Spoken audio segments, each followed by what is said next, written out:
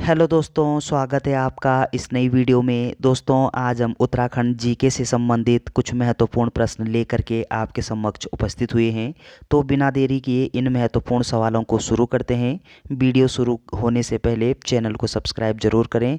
तो चलिए, इस वीडियो का पहला प्रश्न है, दीनदयाल विश्वविद्यालय का दर्जा किसे दिया गया। आपको बताना है कि दीनदयाल विश्वविद्यालय का दर्जा ये किस विश्वविद्यालय को दिया गया था। आपका सही आंसर होगा श्रीदेव सुमन विश्वविद्यालय को दीनदयाल विश्वविद्यालय का दर्जा प्राप्त था। ऑप्शन बी यहाँ पे सही दिया गया है। अगला पॉइंट आपको क्या ध्यान रखना है कि ये श्रीदेव सुमन विश्वविद्यालय ये उत्तराखंड के कहाँ पे किस स्थान पर अवस्थित है। आप बोलोगे टिहरी में अवस्थित है, टिहरी जनपद के चंबा में अवस्थित है। ऑप्शन बी यहाँ पे सही दिया गया है। और इस श्रीदेव सुमन विश्वविद्यालय की स्थापना ये कब होती है। आप बोलोगे 2010 में होती है। कब होती है। आप बोलोगे 2010 में होती है। और दीनदयाल विश्वविद्यालय के नाम से इसकी स्थापना 2010 में होती है। और इसका जो नाम है वो श्रीदेव सुमन विश्वविद्यालय कब किया गया है। आप बोलोगे 2012 में किया गया है। तो चलिए दोस्तों, ये सारे पॉइंट आप ध्यान रखिएगा। अगला प्रश्न है कि विश्व स्तरीय पशु चिकित्सा एवं अनुसंधान संस्थान स्थित है। तो विश्व स्तरीय पशु चिकित्सा एवं अनुसंधान संस्थान ये कहाँ पर स्थित है।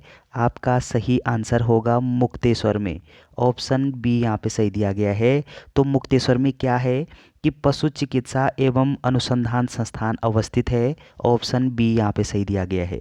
अगला प्रश्न है, वर्ष 2004 में अखिल भारतीय आयुर्विज्ञान संस्थान एम्स की स्थापना की गई। कहाँ पे की गई है।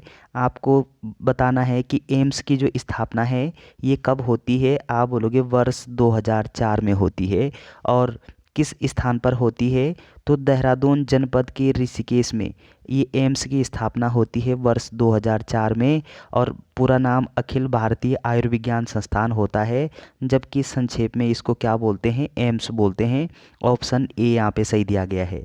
अगला प्रश्न है कि एम्स से संबंध ट्रामा सेंटर कहाँ बनाया जा रहा है। तो एम्स से संबंधित जो ट्रामा सेंटर है ये कहाँ पर बनाया जा रहा है। तो इस प्रश्न का सही उत्तर क्या होना चाहिए।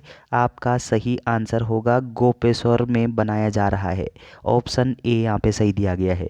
अगला प्रश्न है कि वीर चंद्र सिंह राजकीय मेडिकल कॉलेज की स्थापना श्रीनगर में कब हुई। आपको बताना है कि वीर चंद्र सिंह राजकीय मेडिकल कॉलेज ये कहाँ पर है। आप बोलोगे श्रीनगर में है। और इसकी स्थापना कब हुई थी, किस वर्ष में हुई थी इसकी स्थापना। आपका सही आंसर होगा वर्ष 2008 में। ये वीर चंद्र सिंह वीर चंद्र सिंह राजकीय मेडिकल कॉलेज की स्थापना होती है कब, 2008 में। और कहाँ पे होती है, तो श्रीनगर में होती है। तो चलिए, अगला प्रश्न है कि फाइनेंशियल कोर्सों के लिए किस विश्वविद्यालय की स्थापना की गई। तो आपको बताना है कि किस विश्वविद्यालय की स्थापना की गई थी फाइनेंशियल कोर्सों के लिए। आपका सही आंसर होगा इक्फाई विश्वविद्यालय की स्थापना की गई थी। ऑप्शन ए यहाँ पे सही दिया गया है। अगला प्रश्न है कि सूचना प्रौद्योगिकी उपकरणों के माध्यम से उच्च शिक्षा देने के लिए किस विश्वविद्यालय की स्थापना की गई। तो आपको बताना है कि किस विश्वविद्यालय की स्थापना की गई थी। आपका सही आंसर क्या होगा। आपका सही आंसर होगा ऑप्शन बी हिमगिरी नव विश्वविद्यालय। तो हिमगिरी नव विश्वविद्यालय की स्थापना की गई थी। ऑप्शन बी यहाँ पे सही दिया गया है। अगला प्रश्न है कि भारत का प्रथम पंजीकृत स्कूल है। तो भारत का प्रथम पंजीकृत स्कूल कौन सा है। आपका सही आंसर होगा दून स्कूल। तो ये दून स्कूल ये भारत का प्रथम पंजीकृत स्कूल था। ऑप्शन सी यहाँ पे सही दिया गया है। अगला पॉइंट आपको क्या ध्यान रखना है कि इस दून स्कूल की स्थापना ये कब होती है। आप बोलोगे वर्ष 1935 में दून स्कूल की स्थापना होती है। और कौन करते हैं इसकी स्थापना। आप बोलोगे सी आर दास करते हैं। कौन करते हैं दोस्तों, सी आर दास जी के द्वारा की जाती है 1935 में दून स्कूल की स्थापना। और ये भारत का प्रथम पंजीकृत स्कूल है। ऑप्शन सी यहाँ पे सही दिया गया है। अगला प्रश्न है कि किस प्रतिष्ठित एकेडमी से भारत को अब कुल 300 तीन अब कुल 300 सेनाध्यक्ष मिले। तो कौन सी एकेडमी है जिससे अब तक 300 सेना अध्यक्ष मिले हैं? तो कौन सा होगा? आपका सही आंसर होगा कि सेंट जोसेफ एकेडमी। तो सेंट जोसेफ एकेडमी आपका सही आंसर होगा। ऑप्शन ए यहाँ पे सही दिया गया है। अगला प्रश्न है, राज्य के छात्रों को राष्ट्रीय एवं अंतर्राष्ट्रीय स्तर की प्रतिस्पर्धात्मक प्रतियोगिताओं हेतु कक्षा से CBSE पाठ्यक्रम प्रारंभ किया गया। तो इस प्रश्न का सही उत्तर क्या होना चाहिए? आपका सही आंसर होगा 9। ऑप्शन बी यहाँ पे सही दिया गया है। अगला प्रश्न है कि बालिका शिक्षा को प्रोत्साहित करने हेतु कक्षा 8 उत्तीर्ण करने वाली निर्धन परिवार की बालिकाओं को कक्षा 9 में प्रवेश लेने पर कितने रुपए का विशेष अनुदान दिया जाता है? तो आपको बताना है कि कितने रुपए का विशेष अनुदान की व्यवस्था की गई है। आपका सही आंसर होगा कि 3,000 रुपये की व्यवस्था की गई है। ऑप्शन ए यहाँ पे सही दिया गया है। तो चलिए, इम्पोर्टेंट प्रश्न है, ध्यान रखिएगा। अगला प्रश्न है, गुरुकुल कांगड़ी विश्वविद्यालय। तो गुरुकुल कांगड़ी विश्वविद्यालय को डीम्ड विश्वविद्यालय का दर्जा कब मिला? कब प्राप्त हुआ डीम्ड विश्वविद्यालय का दर्जा? आपका सही आंसर क्या होना चाहिए? आपका सही आंसर होगा वर्ष 1962 में। ऑप्शन डी यहाँ पे सही दिया गया है। अगला प्रश्न है कि राज्य गठन से पूर्व यहाँ सभी श्रेणियों के कुल कितने विश्वविद्यालय थे? तो राज्य गठन से पूर्व उत्तराखंड में कुल कितने विश्वविद्यालय थे? आपका सही आंसर होगा 6 विश्वविद्यालय थे। ऑप्शन डी यहाँ पे सही दिया गया है। अगला प्रश्न है, विकलांगों को आत्मनिर्भर बनाते हुए समाज की मुख्य धारा से जोड़ने के लिए कितने विकलांग विद्यालयों की स्थापना की गई? तो कितने विकलांग विद्यालयों की स्थापना की गई है? आपका सही आंसर होगा 13 विकलांग विद्यालयों की स्थापना की जा चुकी है। ऑप्शन डी यहाँ पे सही दिया गया है। अगला प्रश्न है, शिक्षकों के प्रशिक्षण हेतु माइक्रोसॉफ्ट अकादमी की स्थापना की गई। तो शिक्षकों के प्रशिक्षण अर्थात ट्रेनिंग के लिए माइक्रोसॉफ्ट एकेडमी की स्थापना ये कहाँ पर की गई है? आपका सही आंसर क्या होना चाहिए? आपका सही आंसर होगा कि देहरादून में की गई है। ऑप्शन ए यहाँ पे सही दिया गया है। अगला प्रश्न है, उत्तराखंड में आज़ाद उपनाम से कौन जाना जाता है?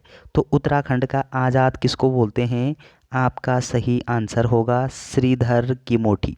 तो श्रीधर किमोठी जी को क्या बोला जाता है?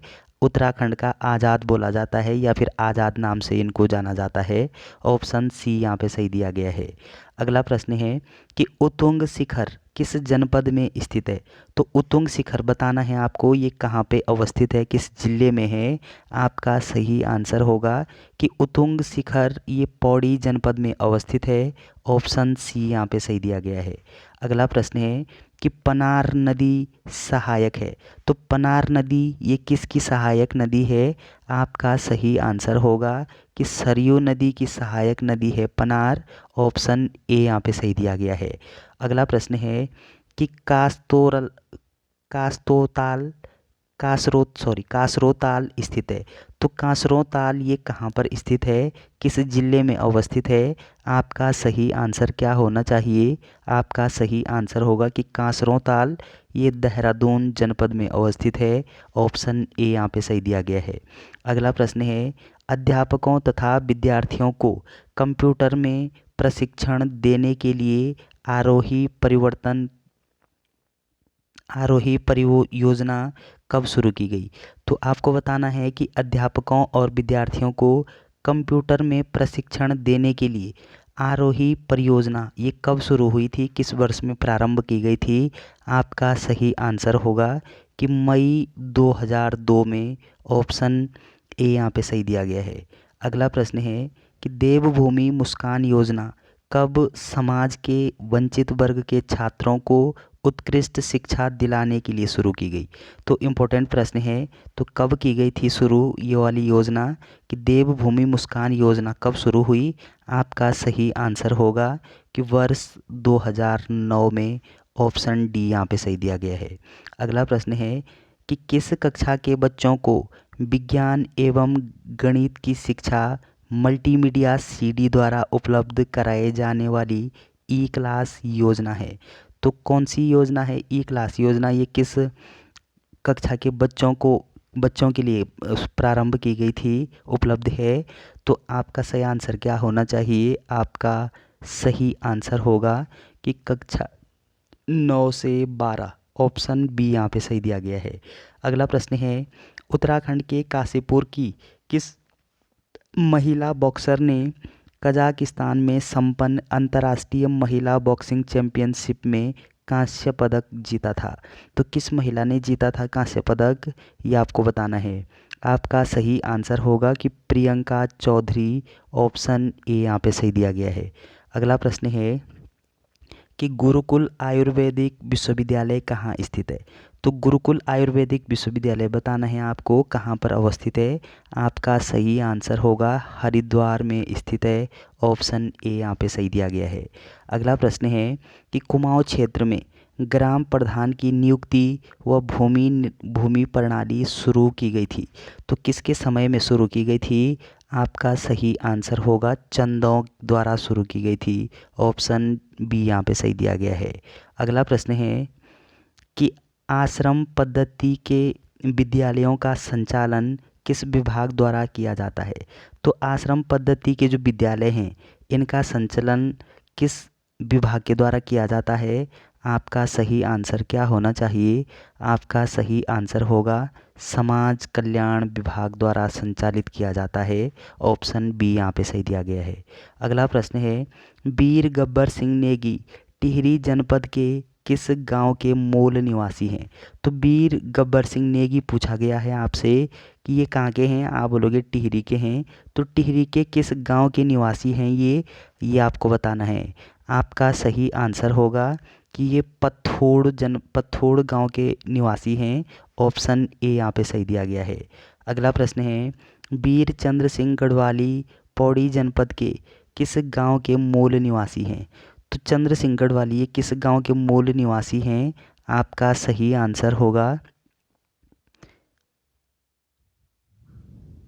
ये मासी ग्राम के निवासी हैं। ऑप्शन सी यहाँ पे सही दिया गया है। अगला प्रश्न है कि पंडित गोविंद बल्लभ पंत ये अल्मोड़ा जनपद के हैं। अब पंडित गोविंद बल्लभ पंत ये कहाँ के हैं? अल्मोड़ा जनपद के हैं। और किस गांव के निवासी हैं ये आपको बताना है। तो आपका सही आंसर क्या होना चाहिए? आपका सही आंसर होगा ये खुंट गांव के निवासी हैं। ऑप्शन सी यहाँ पे सही दिया गया है। अगला प्रश्न है इंद्रमणि बडोनी जी किस जनपद के मूल निवासी हैं? तो इंद्रमणि बडोनी ये किस जनपद के निवासी हैं? आपका सही आंसर होगा टिहरी जनपद के निवासी हैं। ऑप्शन सी यहाँ पे सही दिया गया है। अगला प्रश्न है माधव सिंह भंडारी के पिताजी का क्या नाम था? तो माधव सिंह भंडारी जी के पिता का नाम क्या था? आपका सही आंसर होगा कि कालों भंडारी। ऑप्शन बी यहाँ पे सही दिया गया है। तो चलिए दोस्तों, वीडियो अगर आपको अच्छी लगती है तो चैनल को सब्सक्राइब करना ना भूलें। Thanks for watching.